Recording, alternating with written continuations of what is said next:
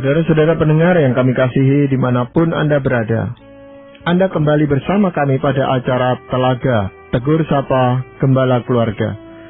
Saya Gunawan Santoso dari Lembaga Bina Keluarga Kristen bersama Ibu Wulan Sarjana Teologia. Kami akan berbincang-bincang dengan Bapak Pendeta Dr. Paul Gunadi. Beliau adalah seorang pakar dalam bidang konseling serta dosen di Seminari Alkitab Asia Tenggara, Malang. Perbincangan kami kali ini tentang sendiri namun produktif. Kami percaya acara ini pasti bermanfaat bagi kita sekalian. Dan dari studio kami mengucapkan selamat mengikuti.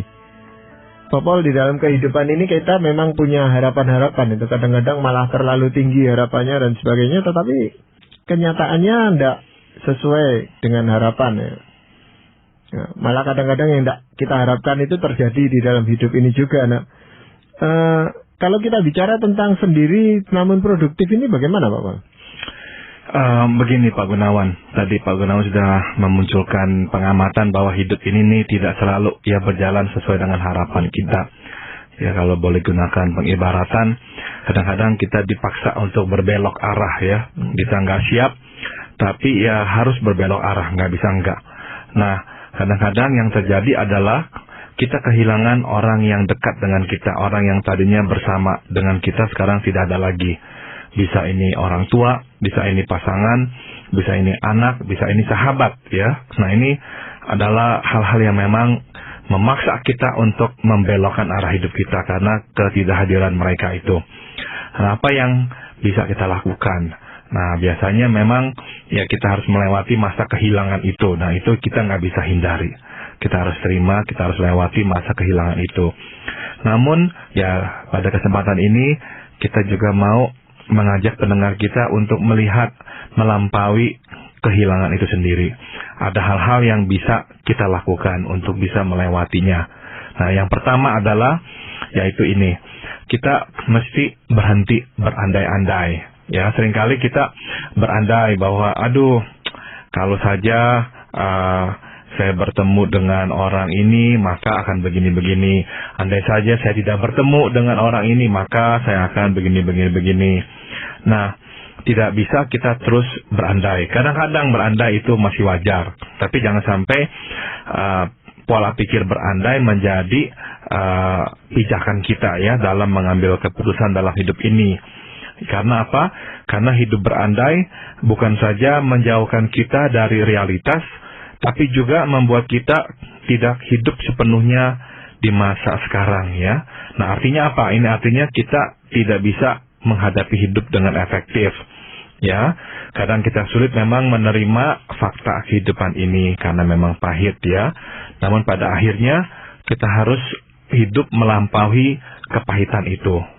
Bapak, tapi faktanya kalau di negara Indonesia atau budaya timur gitu ya, kita sering jumpai bahwa nadanya nada minor gitu ya terhadap terutama wanita. Kalau pria sih nggak terlalu dipikirin gitu. Kalau wanita yang single, baik yang belum menikah ataupun yang sudah menikah lalu kehilangan pasangan begitu.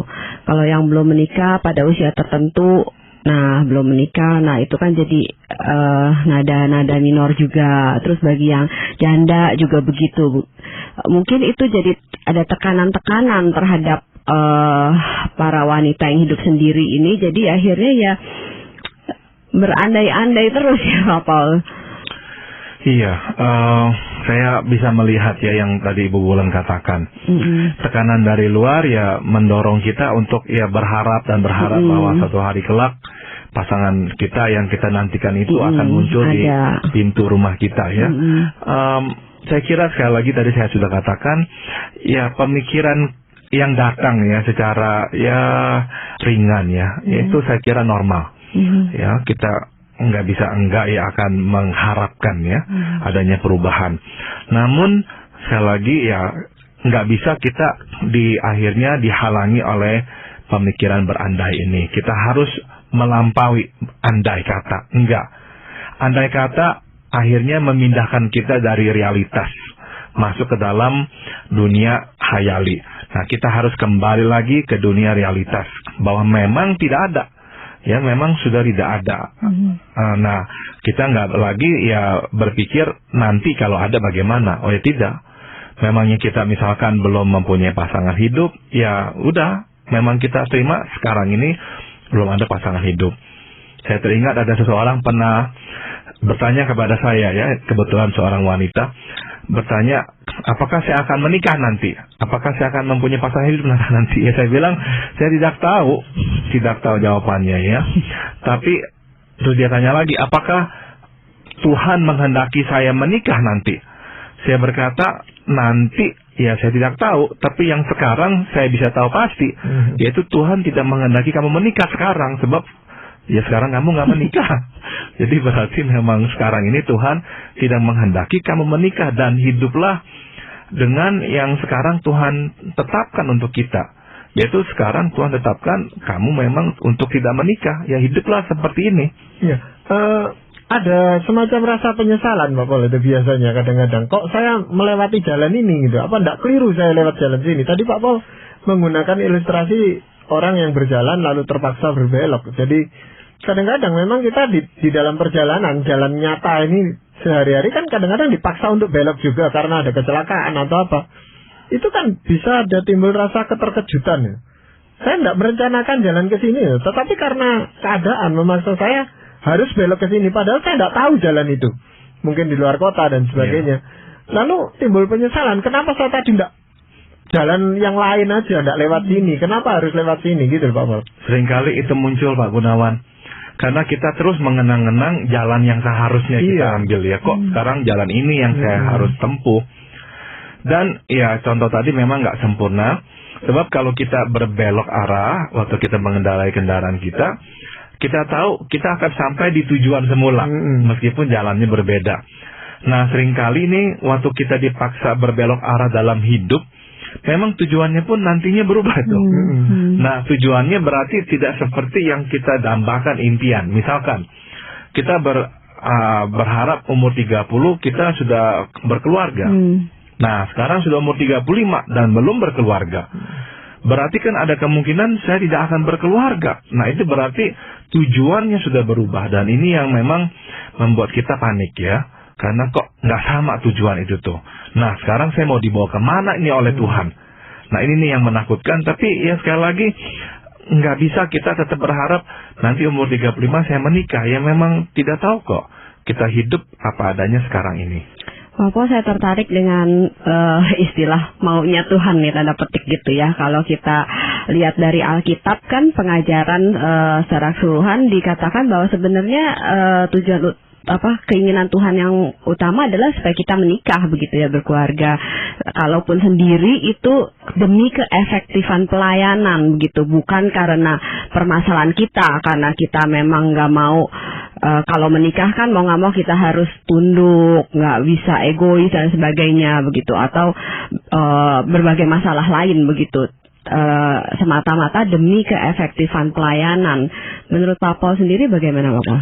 Saya setuju, dan itulah yang saya coba nanti ya membawa pendengar kita untuk sampai ke titik itu tuh sebetulnya.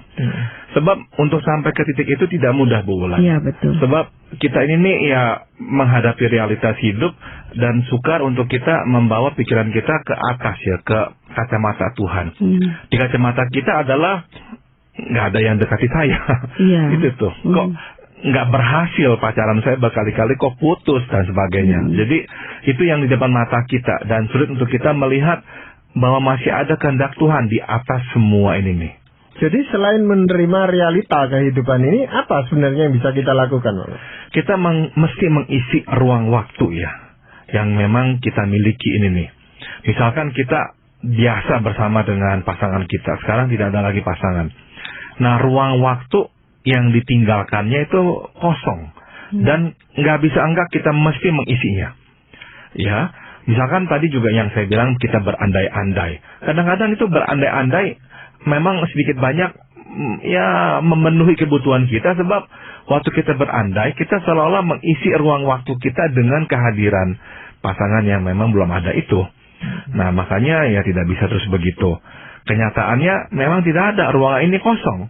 Nah, karena ruangan ini kosong, kita mesti mengisinya dengan hal-hal lain. Misalnya apa, Pak? Banyak hal yang bisa kita lakukan ya. Misalkan kalau masih ada waktu, kita bisa bersekolah kembali, kita bersekolah. Kita masih ada waktu untuk misalkan mengikuti keterampilan musik yang kita belum pernah kuasai sebelumnya, kita lakukan itu. Kita belum pernah berkunjung ke daerah-daerah wisata yang lain, sekarang kita pergi, kita isi waktu itu. Jadi memang mesti kreatif, mesti berani mengambil risiko, mesti melangkah keluar, mesti begitu. Kalau seandainya ruang kosong itu dibiarkan kosong, apa yang terjadi? Wah, biasanya memang kita akan makin tenggelam dalam kegelapan pikiran kita ya. Kita benar-benar terasa, aduh, saya sendirian, saya tidak akan kemana-mana, saya makin akhirnya putus asa dengan hidup ini. Pak Pol, itu di hadapan Tuhan nggak apa-apa ya, tanda kutip, maksudnya kayak tadi saran-saran Pak Pol misalnya mengisi ruang waktu itu dengan bersekolah dan sebagainya begitu. Orang kan sering mempertanyakan motivasi di balik itu, begitu Pak Pol.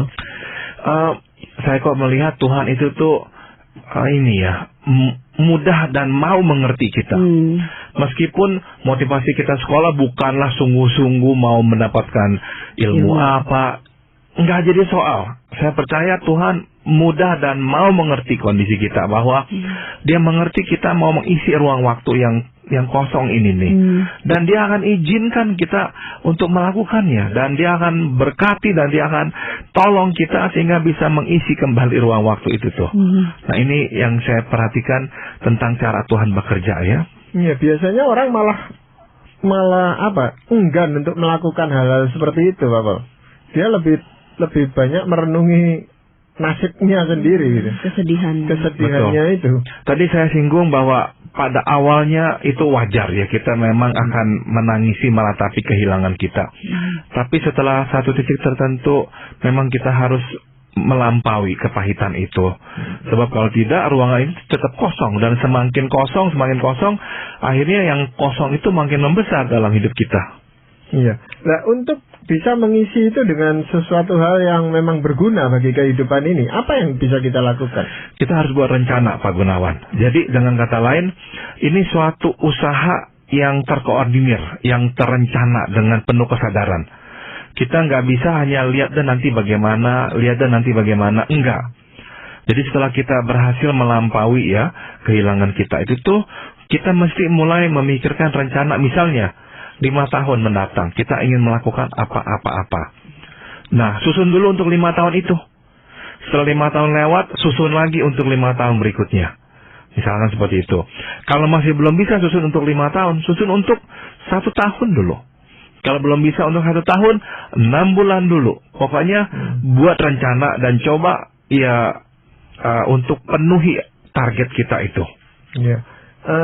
Kalau di dalam penyusunan rencana itu sebenarnya apakah bisa dilakukan sendiri atau kita melibatkan orang lain atau butuh bantuan orang lain, bagaimana Pak? Kira-kira sih memang perlu orang lain ya Pak Gunawan ya. Karena apa ya? Karena pada saat-saat sendiri itu tuh kita kehilangan tenaga ya untuk memulai apa-apa. Nah, kita perlu uluran tangan sesama ya untuk bisa memberikan kita dorongan ya. Waktu kita rasanya nggak ingin melakukan apa-apa, nah teman atau sahabat bisa berkata, yuk lakukan, yuk kamu begini, yuk. Dia masih memberikan perhatian. Nah, itu akan seolah-olah memberikan kita pinjaman kekuatan. Ya, karena seringkali orang merasa trauma dengan masa lalunya gitu Pak Pol. Nanti saya rencanakan, nggak taunya belok lagi, celaka lagi gitu loh. Seringkali ya masa lampau itu memang menjadi ingatan yang menakutkan kita ya. Jadi kita nggak mau lagi jatuh atau mengalami kesedihan yang sama ya. Tapi bangunlah persahabatan, itu salah satu prinsip yang harus kita pegang. Dan yang lebih realistik adalah bersahabat dengan sesama rekan yang juga hidup sendiri ya. Sesama rekan yang hidup sendiri memiliki kemerdekaan yang sama dengan kita. Dan ini berarti akan ada banyak hal yang dapat kita kerjakan bersama. Berteman dengan yang berkeluarga mempunyai keterbatasannya. Iya. Jadi ini mungkin ada kaitannya juga merasa senasib gitu Pak Pol ya. Iya. Jadi sama-sama menempuh kehidupan ini lagi gitu. Betul. Meskipun waktu kita bersahabat dengan yang seperti kita ya, sama-sama sendirian, mungkin masih ada rasa sedikit takut kalau dia nanti yang ada pasangan. Nah, kita akan ditinggal lagi, yang tadi seperti Pak Gunawan katakan. Jadinya, aduh, pengalaman ditinggal sendiri lagi itu akan muncul lagi, menakutkan kita, takut kita luka. Nah, kadang-kadang hal ini membuat kita rasanya enggan ya, memulai persahabatan. Tapi nggak apa-apa. Nikmati selama masih dinikmati. Kalau memang dalam rencana Tuhan, teman kita itu diberikan pasangan hidup dan nggak sendiri lagi, ya sudah, memang kita akan kehilangan dia.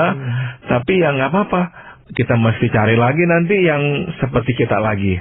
Tapi memang dalam perencanaan ini kita harus melibatkan Tuhan, saya rasa Pak Pol ya. Tepat sekali. Kita mesti bertanya, Tuhan, apa itu yang Engkau inginkan aku lakukan? Harus kita selalu tanyakan itu. Tuhan, apa makna kesendirian saya ini nih? Apa yang sedang Engkau tunjukkan supaya saya bisa melihatnya dengan jelas? Pak Pol, kalau rencana-rencana ini kan tadi saya pikir berkaitan dengan judul tema kita ya, sendiri namun produktif. Kan merencanakan sesuatu supaya ada hasil kan nanti kelak. Jadi kita dalam sendirian itu nggak sia-sia gitu, produktif. Nah, saya ingin tanya definisi dari produktif itu, apakah kita harus menghasilkan sesuatu begitu? Ataukah penting juga internal kita gitu, semakin menjadi matang, semakin menjadi dewasa? Bagaimana menurut Pak Paul? Oh, itu betul sekali Bu Wulan. Jadi produktif, menghasilkan itu nggak selalu ya diukur dengan hal-hal yang terjadi di luar kita ya, tapi juga yang terjadi di dalam kita ya. Kita melihat diri kita bertumbuh, wah itu tuh memberikan kita kesenangan luar biasa, kebahagiaan tertentu ya. Kok sekarang saya bisa begini, kok sekarang saya bisa begitu, dulu nggak pernah saya pikirkan saya bisa, kok sekarang bisa. Nah, itu juga rasanya tuh kita produktif ya, kita menghasilkan sesuatu, ada tunas baru yang keluar dari dalam diri kita. Ya, saya lihat banyak sekali justru yang orang, maksudnya yang sendiri gitu, yang single begitu, banyak yang justru yang tanda kutip aneh gitu, tapi ada juga yang kelihatan justru matang sekali gitu, dewasa sekali gitu, Pak Paul. Betul. Jadi memang akhirnya terpulang pada diri sendiri ya. Kalau dia terus mengurung dirinya, tidak bersahabat, berrelasi dengan orang, ya bisa makin hari makin aneh. Itu betul sekali. Tapi kalau dia mempunyai banyak teman, bersahabat dengan bebas ya, itu akan memperkaya diri dia ya. Sehingga dia nggak sempat hidup untuk dirinya sendiri lagi. Tadi Pak Paul katakan bahwa berteman dengan orang yang berkeluarga itu ada keterbatasannya. Keterbatasan apa Pak Paul ya? Kita nggak bisa misalnya ajak dia untuk pergi sembarang waktu ya, dia harus mengurus anaknya lah, keluarganya lah. Nah, kalau dengan yang sesama single bisa itu. Kita bisa merencanakan pergi kemana dan dia nggak ada beban apa-apa dan dia bisa lakukan itu. Nah, jadi sebetulnya sekali lagi orang yang single mempunyai kesempatan yang tidak dimiliki oleh orang yang berkeluarga. Sebab secara alamiah kita yang berkeluarga memang makin hari makin menyempitkan ruang pergaulan kita. Pak Paul, berkaitan dengan persahabatan tadi, saya mau tanya dari beberapa kali pengalaman berkenalan atau bersahabat dengan orang yang single begitu, kok agak posesif ya Pak Paul? Karena apa ya Pak Paul? Tadi yang saya katakan Bu Wulan, yaitu ada rasa takut loh bahwa nanti rekan kita ini nih akan bersanding dengan orang, kita akan ditinggal lagi gitu. Nah, ini bersanding nggak harus dalam pengertian menikah ya. Tapi bisa juga dalam pengertian dia mempunyai sahabat lain. Nah, itu tuh menakutkan memang. Karena kesendirian sangat menakutkan. Dan kita nggak mau kita mengalaminya lagi. Kalau kita udah dekat dengan seseorang, kita nggak siap untuk melihat dia nanti meninggalkan kita sendiri lagi. Iya, tapi juga ada kekhawatiran nanti kita dipikir cuman menggunakan kesempatan aja gitu. Jadi kita hanya mau berteman untuk menghilangkan rasa duka kita atau kebingungan kita, kesendirian kita gitu Pak. Ada kalanya begitu sehingga akhirnya kita nggak berani ya memulai persahabatan. Karena belum apa-apa kita sudah berpikir, oh nanti orang mengira kita mau manfaatkan dia saja begitu ya. Nah, kadang kan kita sudah bisa bersahabat atau bahkan masuk di dalam satu kelompok gitu Pak Pol ya. Apa yang bisa kita lakukan di sana? Saya kira kita mesti ya membuat suatu rencana yang jelas, yaitu kita mau menginvestasikan hidup dan diri kita ini nih pada kelompok ini nih, yang tertentu ini nih. Kita nggak bisa memikirkan seluruh dunia, seluruh kota, seluruh desa, kampung kita. Nggak bisa. Kita hanya bisa memfokuskan perhatian kita pada sekelompok masyarakat. Nah, jadikan ini nih, ya seperti lahan garapan kita. Kita fokuskan diri kita di sana. Apa yang bisa kita kerjakan untuk mereka, bantuan apa yang bisa kita berikan, sumbangsi apa yang bisa kita bagikan. Nah, itu yang kita coba lakukan. Tetapi itu kan juga ada risikonya, keterbatasan kita gitu Pak Pol ya. Kalau kita sudah masuk ke sana dan menginvestasikan waktu dan sebagainya, tapi tidak mendapat tanggapan yang positif, itu bisa mengecewakan kita lagi gitu Pak. Betul, kalau itu yang terjadi, ya kita mesti mengevaluasi ya, apakah saya di tempat yang tepat. Ya, apakah mungkin saya harus cari tempat yang lain yang berbeda dan sebagainya. Misalkan kita berkecimpung di sebuah persekutuan ya, di gereja. Kemudian ya itu yang kita lihat, kok rasanya mereka nggak begitu tertarik ya untuk menerima uluran tangan kita. Nah, mungkin kita ya boleh memikirkan tempat yang berbeda. Mungkin di sanalah kita sebagai orang single lebih bisa diterima, dihargai dan dimanfaatkan ya untuk pelayanan. Nah, mungkin itu hal-hal yang kita harus juga pikirkan. Pak Pol, saya sering dengar hamba Tuhan mengatakan, maksudnya bagi orang-orang yang menikah itu adalah orang-orang yang berani begitu ya. Berani dalam pengertian karena itu sekolah seumur hidup, harus tenggang rasa dan sebagainya. Nah, kalau dibandingkan dengan orang yang sendiri, yang single, kan nggak mengalami tanda kutip sekolah seumur hidup seperti itu begitu. Bahkan sering dikatakan udah kelamaan sendiri, dia udah enak nih, segala sesuatu ambil keputusan sendiri dan gak harus tenggang rasa dengan orang lain. Dan akhirnya kalau terjun dalam kelompok tertentu, kelompok yang lainnya, akhirnya seringkali banyak gesekan timbul begitu Pak Pol. Dan banyak masalah begitu. Apakah itu memang mungkin terjadi bulan karena ya kita itu tuh tidak ditaruh dalam suatu tempat yang penuh dengan tekanan ya, intensitasnya tinggi, harus menyesuaikan diri. Kalau kita hidup single tidak ada memang kepaksaan seperti itu. Kalau kita menikah memang ada paksaan itu, dan akibatnya ya kalau kita terbuka ya, banyak hal-hal yang tadinya tajam-tajam pada diri kita itu bisa diasah menjadi lebih lunak ya.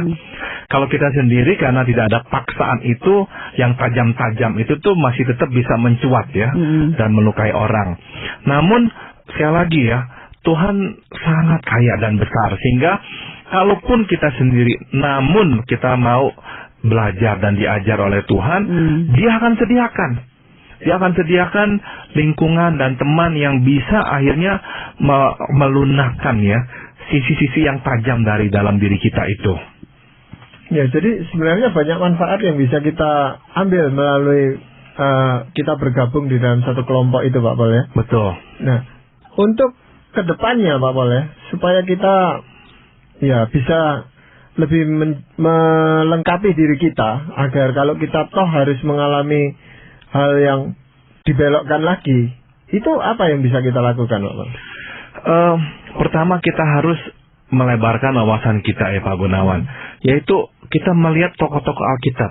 Cukup banyak tokoh-tokoh Alkitab itu orang-orang yang lajang sendiri. Tidak dicatat mereka mempunyai pasangan hidup. Misalnya Elia, Elisha, Tuhan Yesus sendiri, dan Rasul Paulus yang jelas-jelas juga mengatakan dia hidup sendiri. Jadi cukup banyak tokoh-tokoh Alkitab dipakai Tuhan luar biasa, dan mereka sendiri.